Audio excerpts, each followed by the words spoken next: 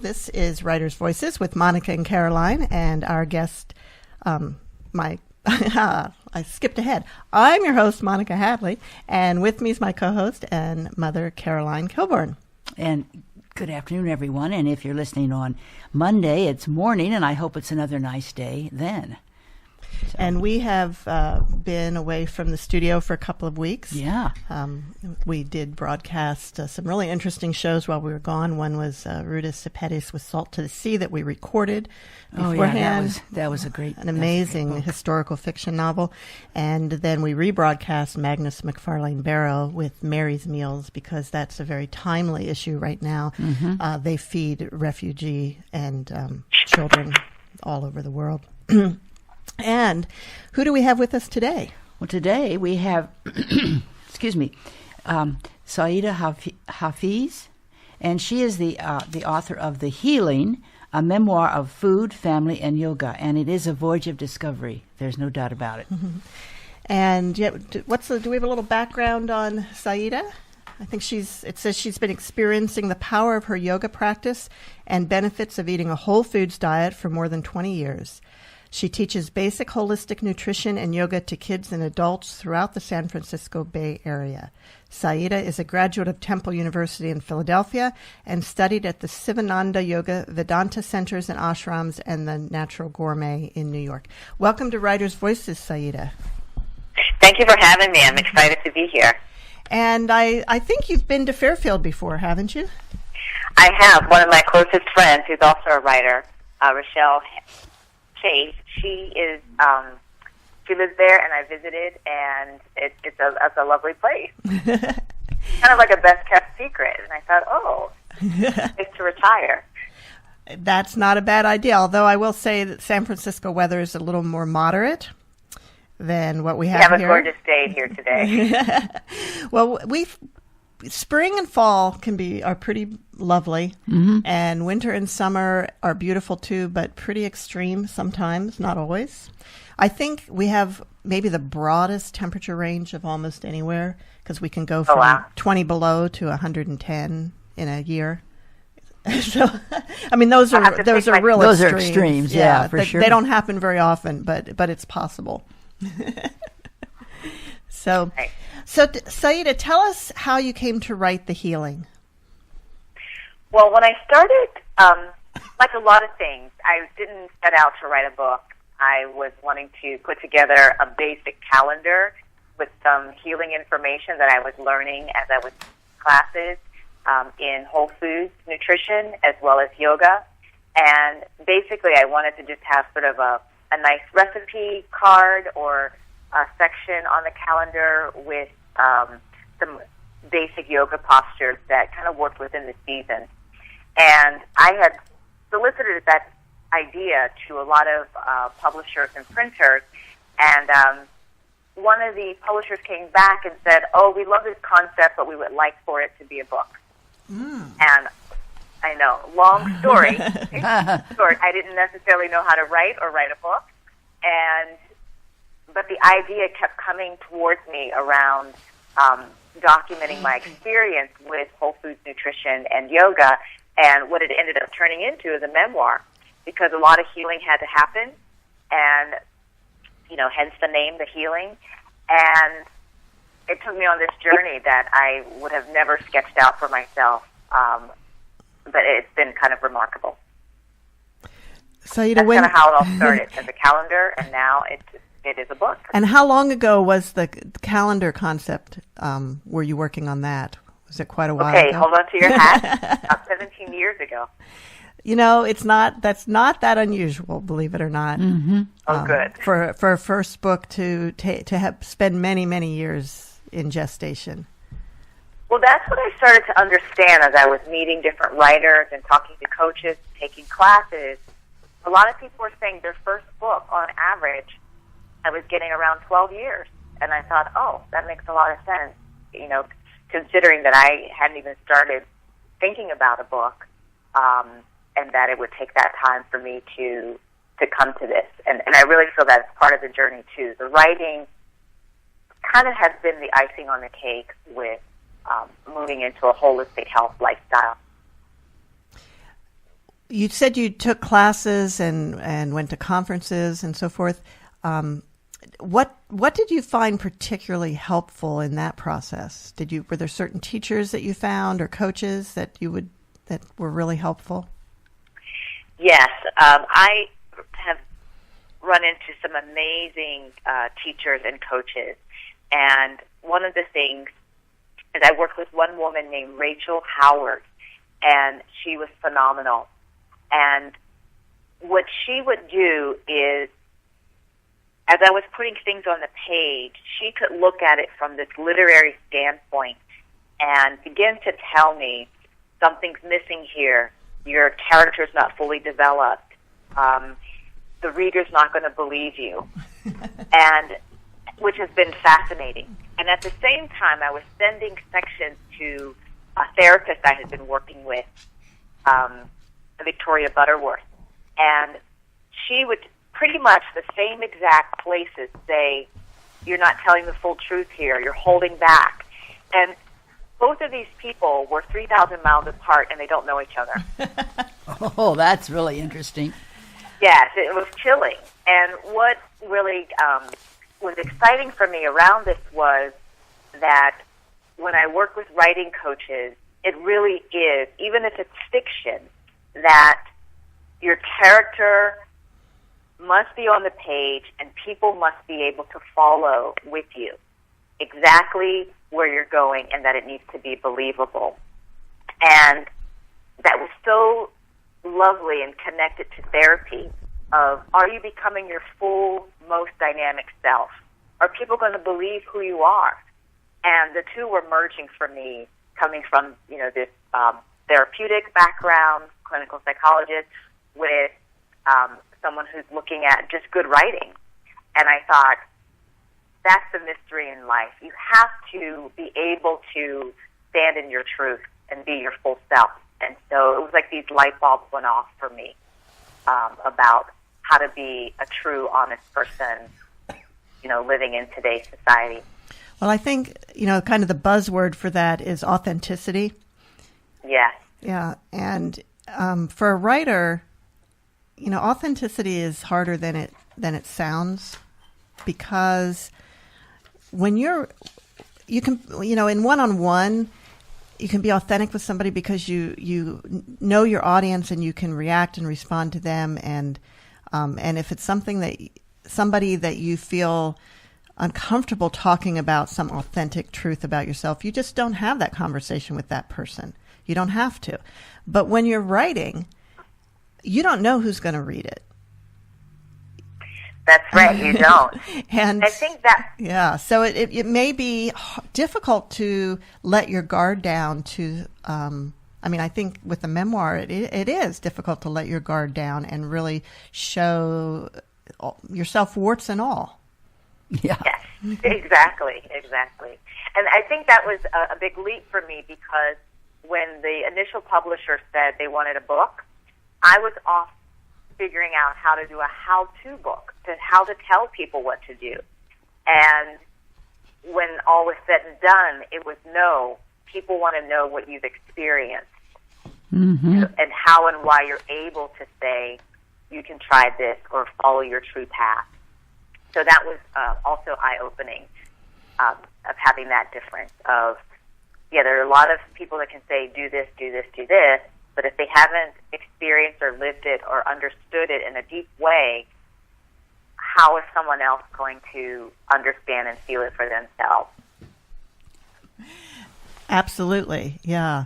And one of the things that impressed me about your book, and I wrote this in the blog post on KRUUFM.com, is that a lot of times people write about being on a spiritual path, eating a healthy diet, and it's all roses, It's all, here's all the benefits, here's how great it is, here's how my life changed, ooh, look at me. And that's not what your book is. No, it's not. And I wanted it to be that way. I really did. I wanted to say, I followed these 4 things and life was great. But, the hurt or the trauma or the vision that I had for myself went deeper. So I had to really face a lot of the demons and then really carve out who it is I wanted to be within the world. So there were a lot of things to face. And I felt, what I can say is I felt that the practice of, eating as well as I could and practicing yoga gave me the fortitude to really face a lot of things. And I'm definitely not saying be perfect in those aspects, but having an anchor for them, because there are times when I don't want to practice yoga or eat well. Yeah. I still have to figure out what's most important and how I can persevere through life. Well, I think a lot of people don't eat well. A lot of people don't eat well. Yeah. Because we're a culture of fast food and. Well, and also there's a lot of talk now about food deserts, places, Yes. Inner city, often where the healthy food just is not available or not available at a price that people living there can afford. Mm-hmm. Did you grow up in one of those food deserts, Sayyida? No, not necessarily. I grew up in a couple of different neighborhoods, and on one hand, we had access to fresh fruits and vegetables, but when you're living with a single mom who's working, you really are just trying to make things, ends meet. If my mom's phrase is, catch as catch can, and you're doing something where you're just trying to get by, and a lot of times it's out of convenience. So we would find ourselves eating fast food or fast restaurant food. She'd clip a coupon where adults pay, the kids eat free, that kind of thing, or 2 for 1. Or the freezer would be stocked with pretty much frozen foods that were not that nutritious. And so, the foundation there was kind of shaky. But the interesting thing is, I've been teaching in the school district for several years, and I see a lot of the food deserts that affect our kids and how to help them maneuver that. So, dealing with the food bank or having different farmers markets come to the school site. There was even an aspect where there was a tourism population that was growing fresh fruits and veggies, and they would bring them to different schools for the parents to basically have fresh fruits and vegetables that way. So on one hand, I had access growing up to fruits and vegetables, but a lot of it was a matter of time. The time wasn't created to make home meals. Right. And if you're not used to it, you don't necessarily know, even if somebody hands you a zucchini, you don't know really what to do with it. Exactly. Now, one thing I found interesting in your book was that how you actually got onto the more healthier eating, it was sort of accidental in a way. Do you want to describe that, or? Yeah, I do. And maybe I'll read the section that's looking at the flavors of my life. And basically, I had saw a flyer. I was, I graduated college, got my corporate job, and I wanted to, in a sense, aspire to be middle class. And I thought, okay, so I have this corporate income coming in. How do I take care of myself so that I basically can have the fortitude and the energy to run with the corporate players, corporate men in banking primarily. And so I saw a flyer that said cooking class, and I noticed it was in one of the neighborhoods that I considered pretty middle class in Pittsburgh, Squirrel Hill. And I'll sign up for that. And I didn't even read it carefully because I just assumed it was going to be sort of creams and sauces or something like a Julia Child, and ended up getting into a natural foods cooking class, and where we were looking at food as medicine. And so one of the things that came with that is the instructor would come to your house and do an in-home consultation. And so I signed up for one of those. So I'll read the section that's called Chapter 4, The Flavors of My Life. Okay, this is Saeeda Hafiz reading from The Healing, a memoir of food, family, and yoga. So tasting the sweetness of Savasana, and that's the yoga posture. Hearing the voice during the forward bend pose, and revisiting my childhood trauma were just the start of my holistic journey. When I signed up for my first cooking class, I was simply doing something that I perceived would move me into the middle class. I didn't realize that I would be challenged to integrate all of my different flavors into a healthier and more self-caring version of myself. I wanted to learn more about this holistic lifestyle and how I could participate in creating my own good health. Holistic Wellness regularly sent newsletters to my home, but it was the personalized letter that Gia sent to me that encouraged me to schedule an in-home consultation. The letter seemed to speak directly to my need to rebuild my shaky foundation. After getting the letter, I immediately called Gia to schedule an appointment. She came to my house in a way I imagined doctors made house calls in the 1950s. But she didn't look like a physician. She wore loose-fitted, natural fabric, a kind of middle-aged Eileen Fisher chic. The way she moved in her clothes showed an easy flow with nature. I admired that about her. After our initial greetings, she examined my whole life, my surroundings. I had never received this kind of attention from anyone.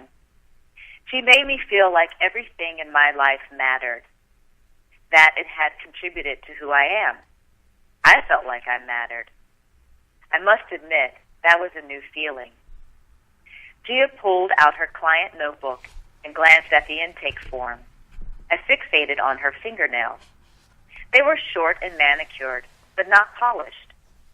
They were not like the nails I saw on the professional women in the corporate world, which were lengthened with gel, silk, or acrylic, and polished flawlessly. Gia's hands looked strong, natural, and yet beautiful. As she talked, I listened raptly. Syeda, the basis of holistic health is to have our internal world be at peace with our external world. She went on to ask me about my sleep, menstrual cycle, a significant other, family, and friends. Gia was like a doctor who made house calls, but she also went a little deeper, like a psychologist, a clergyman, and a friend. Nothing was off limits. I got the impression that my health mattered to her. She explained that outside things affected how we express peace and harmony, or dis-ease and disharmony, and vice versa. Holistic health looks at the whole picture, physically, mentally, emotionally, and spiritually, and not to mention financially. She talked about being at peace with it all. After Gia took inventory regarding how I viewed my life, we visited my kitchen. Opening a small beige metal cupboard door revealed 2 boxes of Crackle & Oat brand and tomato sauce. The other 4 boxes and jars were in the freezer, since I stockpiled 2-for-1 coupons, just like my mother. I had bow tie pasta noodles, herbal teas, orange juice, milk, bread, ketchup, and a few fresh fruits and vegetables. 1 onion, several stalks of celery, a carrot, and a few apples. I also had the remains of my bulk cooking ingredients from the class: brown rice, lentils, steel-cut oats, barley, and shiitake mushrooms. I handed the Crackle & Oat brand to Gia. She showed me how the cereal contained multi-forms of sugar products, all of them refined. We examined most of the food items in my cupboard, refrigerator, and freezer. I was amazed that so many items were loaded with sugar. My dry cereal, tomato sauce, ketchup, even my bread. Not only did sugar appear in everything, I learned it was listed under different aliases, such as cane sugar, brown sugar, corn syrup, sucrose, multidextrose, and high fructose corn syrup. Gia departed, leaving me with lots of information, and food recipes to make. I thought long and hard about what she suggested. I could slowly phase out these items or give them all away and start fresh with better quality food. She encouraged me to cook and share meals with others. I was committed to following her instructions, even if I didn't like to cook that much. I didn't realize it at the time, but what I did was a radical detox. No processed food, no sugar, only whole food meals.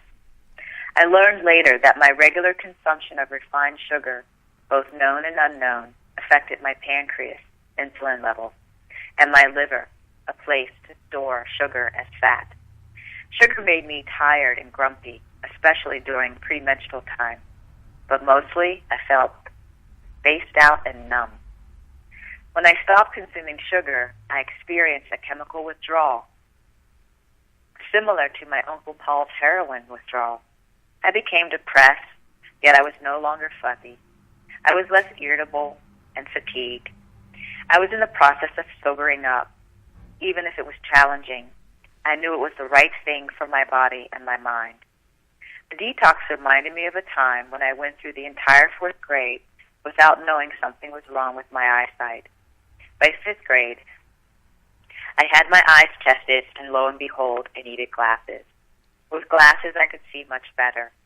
I didn't like everything I saw at school or in my neighborhood or at home, but at least everything was clear. The 3-day detox had a similar effect to wearing glasses. I didn't like what I saw, but the picture was clear. At Gia's advising, I made a broth called Sweet Veggie Drink. It nourishes the pancreas and helps eliminate processed sugar cravings. I wanted to add a kind of sweetness to my body that was not experienced in a quick or refined way, but rather in a way that lingered. This was how I was starting to feel about life. Since I was no longer numb by the wrong kind of sweetness, and I sensed that I wanted to taste a richer and fuller life. I didn't want instant gratification anymore. I wanted to experience life's flavors in a healthy way. I wanted a delicious life where my inside environment was at peace with my outside environment. So I took inventory of my life, from what was in my cupboard to what was in my heart. And I found flavors that were sour, pungent, and bitter. So that was chapter 4, and we're just basically discovering getting rid of sort of the sugar and the refined foods and starting to see some of the past events and how life is for me at that time. Now, Syeda, in addition to the memoir part of the book, you also have a section that has some of the recipes that you talk about, and some of the yoga poses also, and with you modeling the yoga poses. So I just looked for the sweet veggie drink, which has butternut, squash, carrots, cabbage, and onion and water. Doesn't sound very sweet. Well, okay, so there's the sweet veggies of the butternut, squash, and the carrots, and the onions as well. And so when you begin to, you layer those veggies in a pot and you simmer for 30 minutes, and basically you're drinking the broth of it, hot or cold. And no, it's not a sweetened beverage like you would have soda, but it is sort of a savory sweet broth that you can sip on that really does help to balance out your blood sugar levels. And it's easy. It sounds like it's pretty easy to make. Yeah, it's pretty easy to make. You just chop the veggies pretty much in chunks. You'll layer them, and then you'll add the water, and you'll just bring to a simmer, a boil and then simmer, and then you strain off the broth to drink. And some people can use the veggies if they want to puree them for soup later. They can instead of just pitching them. And I've had it even, I've added some raisins to those veggies and just sort of had it as a side dish. But it's really the broth that, at this point, to help the body regulate the pancreas, particularly when you're detoxing like that. Now, refined sugar is different than natural sugar that comes in fruits and some vegetables, too.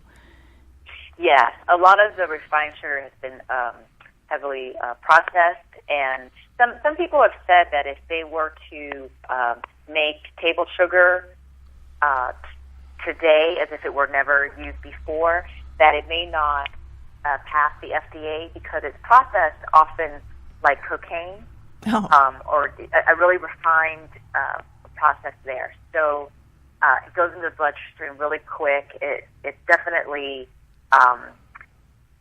changes how the brain experiences the sweetness and sugar into the body. So it's quite a quick high. And so, yeah, I think if it was developed today, it may not pass the U.S. The FDA. Wow. You're listening, and it's in everything. Yeah, and what's even worse is the high fructose corn syrup. Yeah. Mm-hmm. Yeah. Yeah. So a lot of that, excess of what to do with the corn and those things, and then it becomes cheap. It's been subsidized on some level by the government, so it's easier for people to use it as a food additive. And it helps to preserve things, I think, a little bit longer on the shelf. Right. So, yeah, be careful. It's hard. It's hard to. It is very hard. It is true. And many ways to do it. And I don't say do what I did in terms of, giving all the food away and starting fresh with fruits and veggies. But that was my path, and I'm glad that I did. You're listening to Writers' Voices with Monica and Caroline, and our guest today is Saeeda Hafiz, author of The Healing, a memoir of food, family, and yoga. Now, when you started on this path and you started eating more healthily, you had it brought some stuff up from the past, didn't it? It did, and I thought I was going to start with chapter 1, but. That was such a profound change in me that, I would see often, movies growing up, and they would talk about drug addiction and then things that people were hiding from or they felt shameful about and they had to face in order to move through. And I think in hindsight, realizing that was happening to me, just from detoxing from processed foods and sugars, was pretty astounding. And I would like to read that first chapter because, again, I was seeking one thing. Again, I just was trying to move into middle class and make my family proud of me. But I found some other things along the way. So, if it's okay to go in. Sure, let's do that. Okay. So, chapter 1, on the bus. Pittsburgh seemed like 20 degrees as I waited for the bus. 71A Negley. It was late winter 1990, and I just wanted to be at home in my new apartment, warm, comfortable, and safe. When it arrived, I quickly got on, tucking my long black wool coat around me. I nestled myself between two other passengers. I removed my burgundy leather gloves, placed them inside my matching Coach purse, and looked down at my wet mahogany boots. In this outfit, I felt like an African-American career girl from Essence magazine. As a 23-year-old corporate marketing database manager, I was that girl from the 1970s TV show, which portrays a woman who chooses to have a career first instead of getting married and starting a family. So between that girl and Essence magazine, I had grown up to be that black girl. As the bus drove to the next stop, I wiped the steam from my glasses, and suddenly tears crowded into my eyes. The ding from the stop requested bell transported me back to a scene from my past. I am 5 years old. My father comes home from being out late. The door slams shut, and just like that ding that started the Ollie Frazier fight that I'd watched on TV, I hear a ding inside my head. signaling that the fight in my house was about to begin. All night, I listened to my father beating my mother. The next day, I see her black eye peeking out from behind her dark sunglasses. Even though I was looking down, I knew that we were passing the Kaufman department store building with its spring collection in the window, an image I see twice daily, month after month, as I rode the bus back and forth to work. Again, I heard a ding. I'm 11, and I'm sitting beside my paternal grandmother. She pulls bright, shiny brass knuckles from a brown paper bag. Drunk, she whispers, "Your grandfather used the thief on me. Don't ever let a man hit you." I look toward the bus driver, then out of his partially defogged window.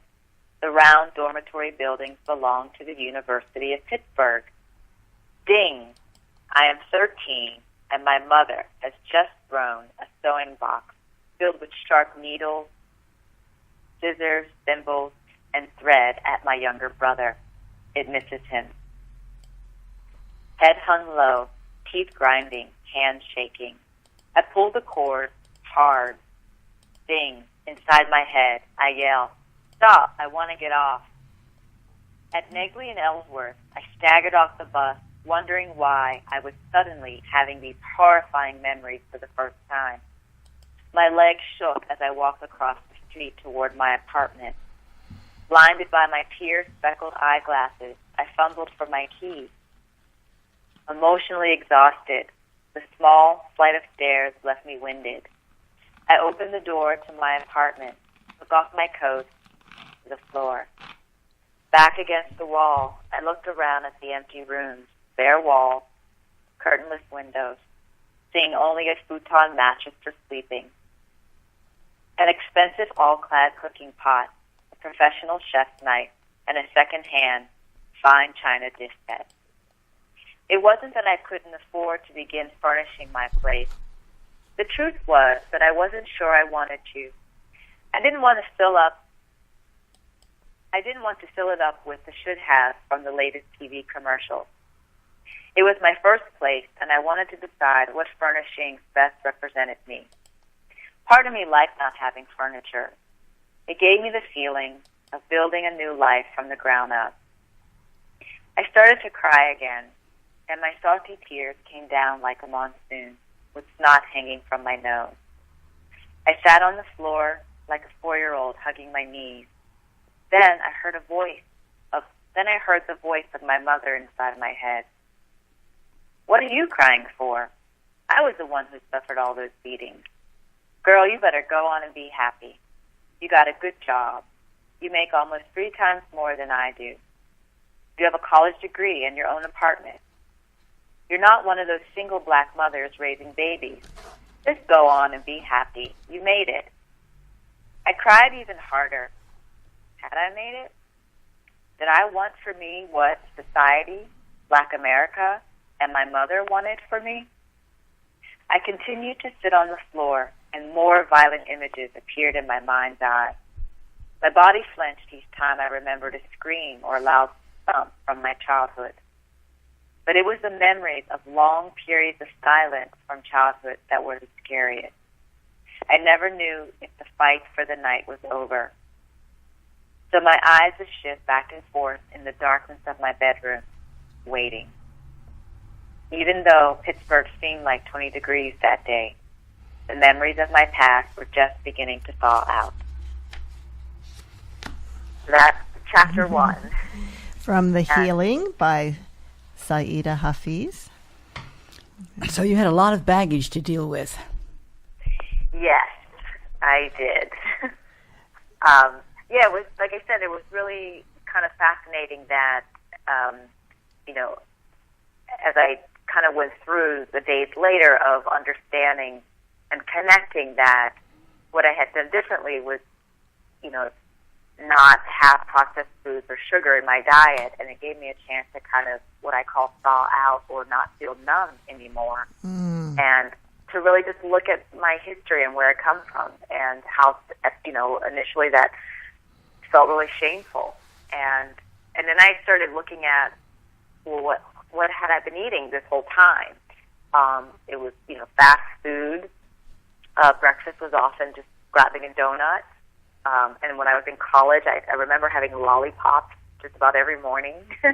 So after having the campus breakfast, and so that was just really. I realized that I was just sort of continuing to numb my feelings and not look at those experiences and just trying to be normal, So for you, there I was.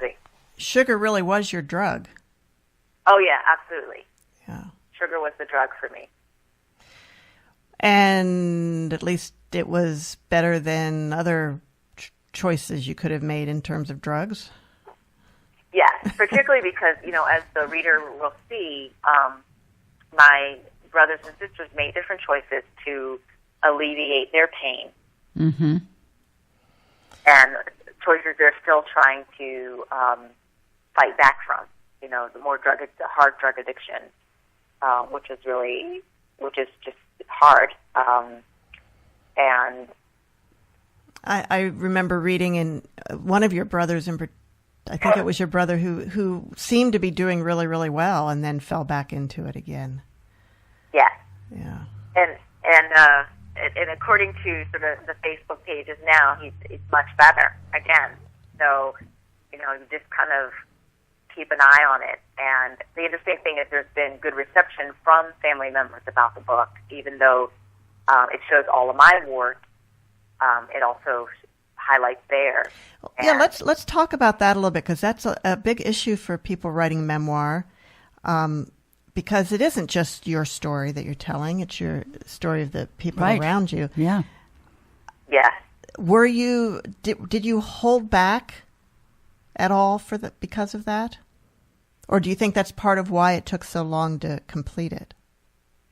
At first, I may have been holding back, and yes, that's why it took longer to complete it. What was happening with me was, again, my writing coaches really were wonderful, like Constance Hale, and I worked with Janice Cook Newman, and or do I mix her name, Janice Newman Cook? They basically, their encouragement is put it on the page. You have to get it out first. And then you can look at it and then decide what supports the story and what doesn't support the story. Then from there, there was a point where I had put it on the page and we did the editing.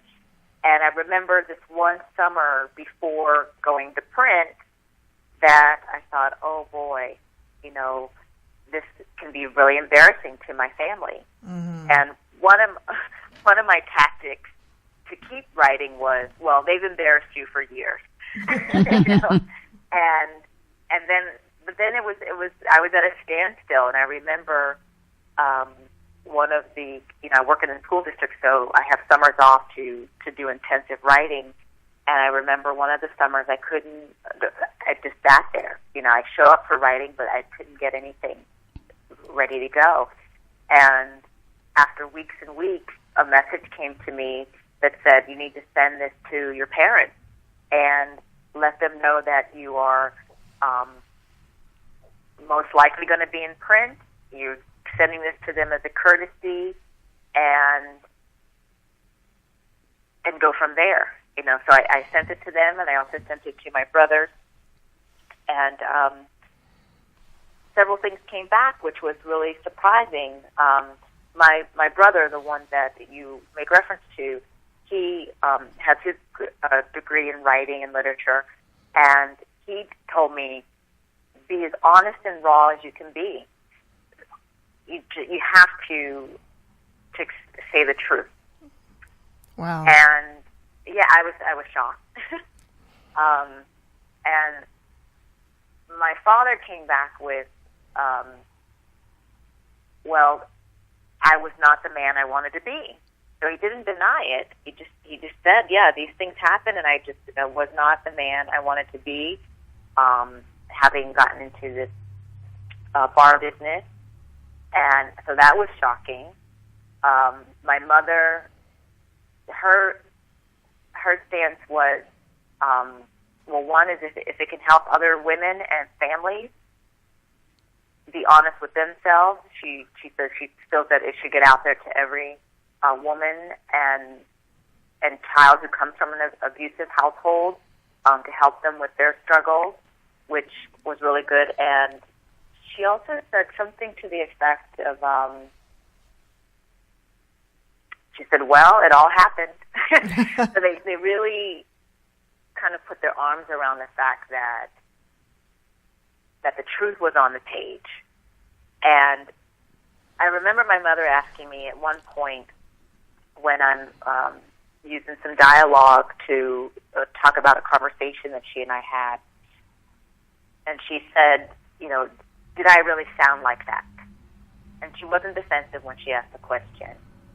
And my response to her, and this is also for others who are writing memoir, I said, that was my experience of you in that situation.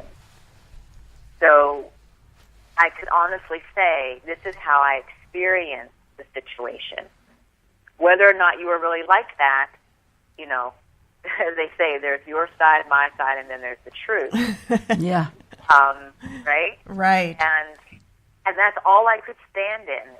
And you know, and tell her from my most open heart, that is how I experienced it. Mm-hmm.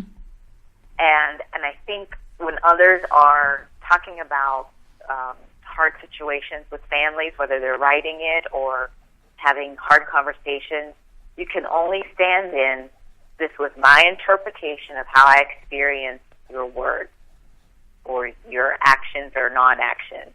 And that was so freeing. And when I told my writing coaches about their response, one gal in particular said, well, I feel that what you put on the page isn't necessarily pointing the finger at them. You're just saying, here are these events, and this is how this affected me, and this is how I want to heal from it. And they said, from that point, how can someone find fault with it when you are just clear and honest in that way and just saying, this is how I want to get better? They felt that I didn't blame anyone in the telling of the story, which I thought was interesting too. That was, well, as obviously you did a good job of that, because it could have been hurtful, and apparently it was not. And so that's good.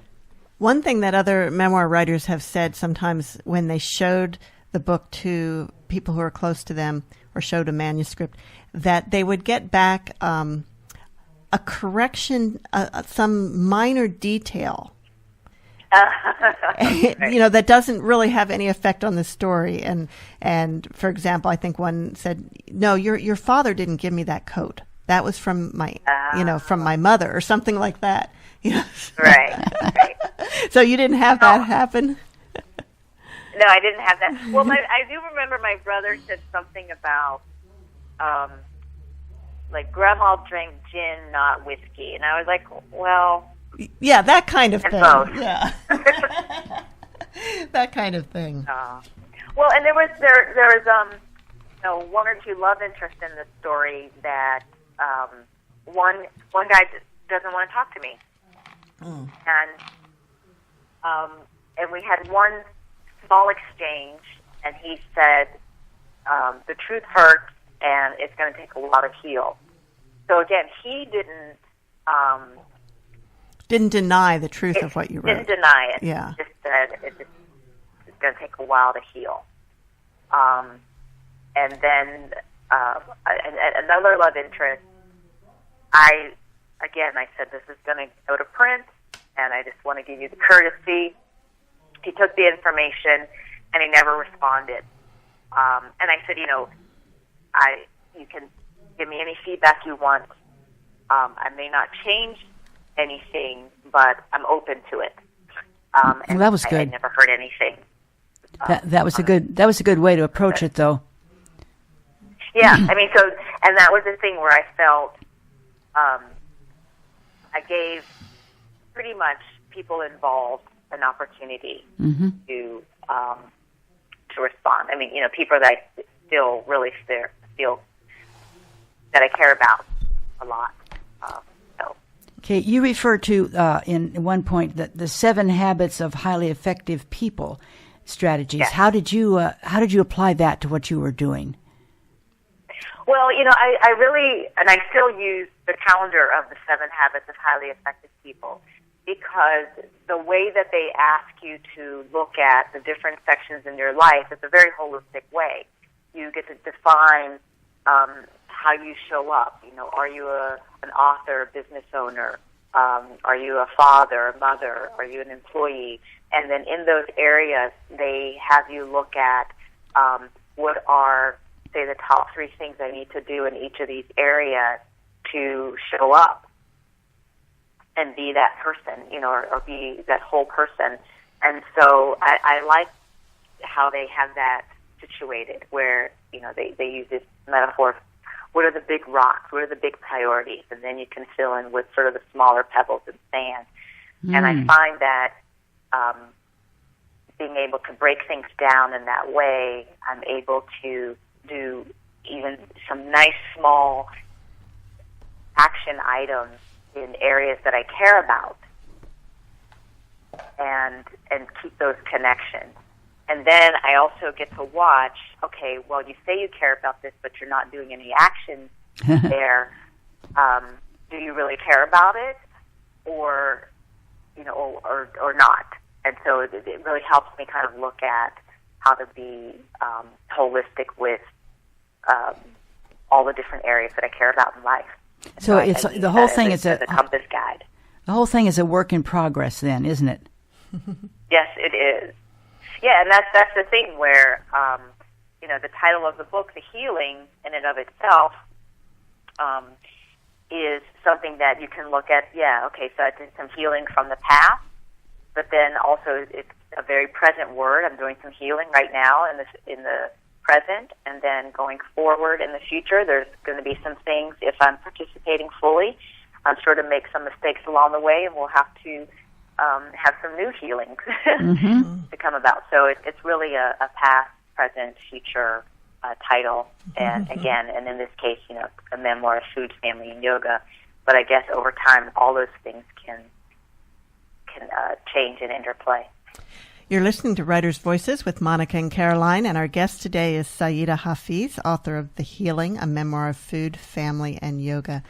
Syeda, how did you decide when you were ready to go to print? How did you know the book was done? Well, yeah, one of the things that I really, and particularly being, again, what I might call new to writing, it's really this thing where you can always be making edits to something, and then you just decide you're going to stop writing and go from there. So my last developmental editor, Nora Isaac, she basically was telling me about that. She said, yeah, you can tweak things forever, but then there's a point where you just say, okay, we're done here, and put the blessings on it and go to print. And that's pretty much what I had to do, because she helped me, I think, take out 20,000 words. Could have been more, because it's already lengthy, and just imagine there was more. And it was really deciding, like, okay, do we have everything in here that's pertinent to the story? And that's basically how I decided to. Yeah, it felt. That was the other thing too, and this happened with every writing session for me. Like, I'd show up, and it might be hard to get started with the writing, but when you really go through it, there's this natural place of, like, yes. And I felt good about the book. So did you tend to write in short little blips or long chunks of time? Were there times where you set it aside and didn't work on it at all? Yes. So when I started, I was in class and with Janice Cook Newman, and basically we could turn in 2,000 words a week, and then we'd meet once a week and we'd have people read. And what I realized was if I followed her formula, it's costing me a nickel a word to get the feedback. And I thought, I want my money's worth. So I committed to showing up to 2,000 words a week, and I would hand those in. And she would give feedback, and you always had to turn in something new. You couldn't do a rewrite, and which I really liked, because then, by the end of her course, you had probably at least 10,000 words or so on something. And so that would happen. Then I'd have my own momentum where it would show up in coffee shop, and I would just say, okay, I don't know what I'm going to write today, but I'm sitting here from 10 a.m. to 2. And I'll have lunch here, and we'll see what comes about, And then I'd have other little tricks with people where I say, okay, I, must turn in this chapter to you by, a certain date, and would work on that. And so I really did my best to keep the momentum going in all kinds of ways. And so sometimes I could only do a paragraph or a page. And other times, I'd set the time between, okay, you're going to be here from 10 to 2, but it turned out I was there from 10 to 10 at night. Oh, my goodness. Through, and, it just had a rhythm to it. And I gave myself little prompts of things to say. And I will have to tell you, about 4 years ago, I sat down because I was really at a stuck point, and I wasn't sure it was even going to be a book, and I was burning certain copies at the beach, and I'd had it. And then I realized that I thought, okay, I know they had this sort of National Writing Month in November. Right. Well, for me, yes. For me, it was October, and I just decided that I was going to take an old composition notebook, and I was only going to use pencil. But every night after work, I would come home and write from about 5 o'clock to 9 o'clock. And the question to myself was, what do you want to tell your niece about our family? So I just write and write and write. And that's basically the skeleton version of the book that you see before you. And that's why I dedicate it to my nieces and nephews, my one niece specifically. This was what I wanted to tell her as to how and why our family is the way it is. That's from my perspective. I wondered if you kept a journal along the way, because there were so many details about things, Yeah, I have about 50 journals since one. I think I was 14. And I've always kept a journal, a place to see my thoughts on the page, and if I believe those thoughts, because tons of thoughts come in and out. And it was just a really nice way to release a lot of tension and frustration. Mm-hmm. And so, I had to go back to my journals. I go back to my therapy notes, and then I'd have my writing coach, who was new to all of it, and was able to say, character's not developed here. Yeah. So, Syeda, how did you publish the book? So I did have a publisher interested, but the terms I didn't particularly like, and you lose all your rights. So at this point, I did self-publishing, and I had some really interesting, talented people step up to design the cover. Someone who has won awards in the big arena, works for a major design firm, and found a really nice printer that was able to give me the quality of the paper. The same design person did the inside. We looked at fonts. I can't even tell you how many meetings I had about fonts and what they, communicate emotionally to people. It's amazing how important the visual impact of a book can be. Yeah. And you know, it was one of those things where when this cover came about, because we had some different covers to choose from, and this was actually one of the last one, and it was strange because I thought, well, it's I don't know if this will make sense. It's not necessarily my first choice, but I know it's the right choice. Uh-huh. Yeah, well, I think it was. Yeah, It was. Wow. and so Well, Syeda, we only have about a minute left. Can you tell us, are you going to continue writing? Are you looking at another book, or maybe the calendar idea again? I'm not sure. A few people have asked me to do some writing. A few people have had dreams and said that they've already seen my second book come out, which I thought was encouraging.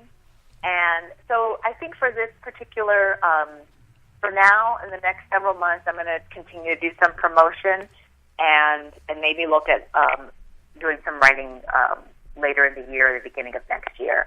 Wow. And we'll see about the calendar. It is a great idea. It is, yeah. And it would be interesting to see if the healing gets picked up. And I know your book is available on Amazon, and also you have your own website. Do you want to give us that? Yes. So it's SaeedaHafiz.com, and that's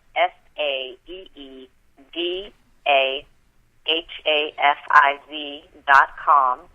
And there's ways to buy the paperback copy, an e-version as well, and there's different things on the website there.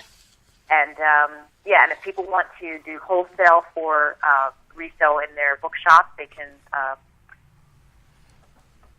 contact me through the website. Great, and it is a beautiful website. And we always encourage people to buy from local bookstores whenever possible, to support the bookstore. Second, go to the author's website or go to writersvoices.com. You can click through to Amazon on there and help support Writers' Voices, too. Yeah, I'm in Boston at the Harvard bookstore, and I'm at Elliott Bay Books in Seattle, so there's some coast-to-coast things. In Iowa as well, in Fairfield. So Awesome. Probably at Revelations here in Fairfield. Revelations, that's right. Perfect. Well, thank you so much for being with us today. Mom, do you have some closing words for us? This is perfect, I think. It's perfect for her, for this whole thing. It's Abraham Lincoln once said, "Be sure you put your feet in the right place and then stand firm." Mm-hmm. Stay tuned now for Planet Earth's Wild. If you're listening, see you next week on Writers' Voices. Bye-bye. Thank you very much.